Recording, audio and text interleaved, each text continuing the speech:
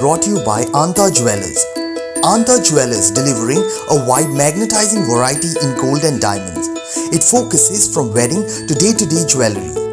They also have made-to-wear section from which one can choose from, standing right in the heart of Margao city, satisfying valued customers for over 80 years. Anta Jewellers, a mark of trust. Photography is a very vast field. Photographers are not just businessmen, it's kind of a art, because at the end of the day, all what we carry as memories, which we can see, is the pictures.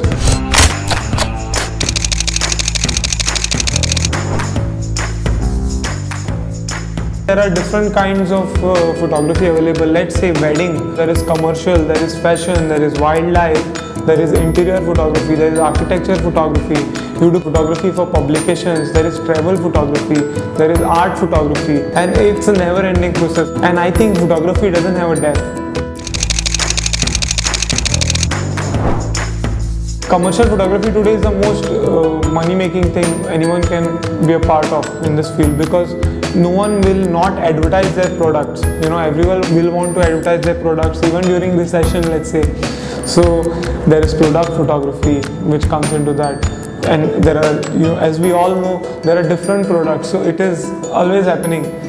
Weddings, people will get married every day. It will never end. And then weddings is a very good money-making business, and at the same time, it's a very fun kind of atmosphere during wedding, because there are emotions, there are colors, we get different kinds of lighting and blah, and the end result is beautiful.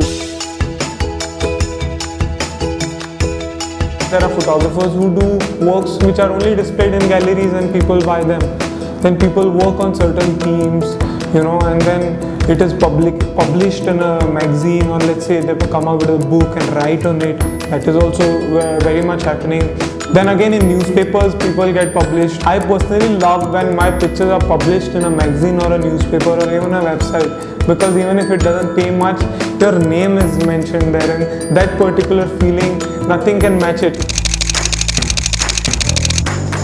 Very interesting photography field is wildlife, because again that involves so much of patience and so much of time that we need to wait there for hours for the particular animal to visit, or you cannot make noise, and it's a very risky thing. You have to stay in the forest. Another very interesting photography option could be archives, working in archives. I've done a tiny project in archives along with two of my colleagues. We went through all old pictures with their respective years, who has clicked the picture, why was it clicked, on the glass negatives, on different kinds of paper.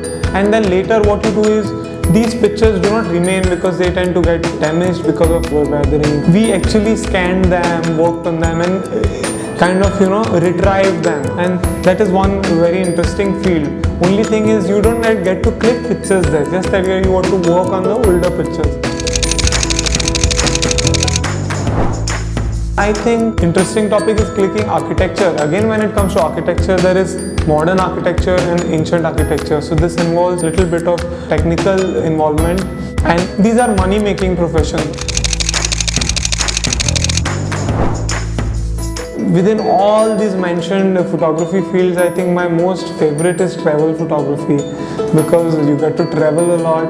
You get different types of culture, you meet different types of people, different weather and climatic conditions, and at every new location you come across a different challenge which you have to overcome to get your pictures clicked. You have no option and you have to do it. That's the challenge.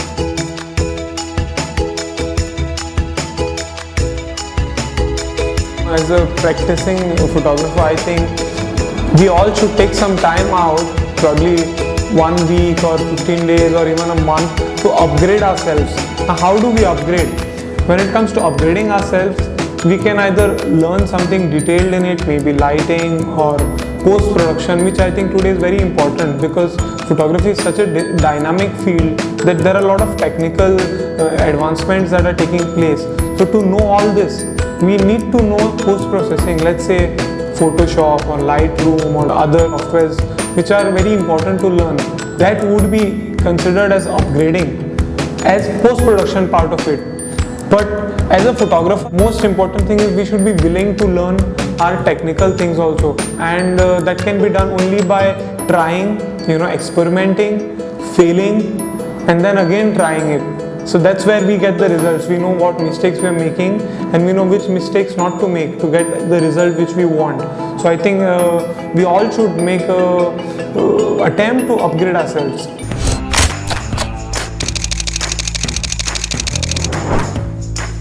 So when it comes to saying, experience and then learn from it, there can be two ways of doing it. Either learn from your own mistakes or learn from people's mistakes and your seniors or your colleagues. They will be also doing a lot of such stuff, and when you are connecting in your ecosystem, you all tend to speak about each other's works. That's where you learn from their things. Okay, I shouldn't try this, or I should try this and see how it works. And that's how probably things will change. The works which we've been doing few years back and the works we are doing today are way different. I personally see the change, which keeps me going on and on. I'd like to say only one thing to my fellow colleagues and upcoming photographers. And photography is something that it is form of art, but not that you can just do it. You have to learn in it. So study the field, do the workshop, learn how to use the camera. There are certain aesthetical values. And again, as a hobby, I think it's a very costly hobby. So if you really professionally want to get into it, make sure you give enough of quality to your clients that you survive as a photographer and earn, invest back, and then repeat it. So it's like a cycle,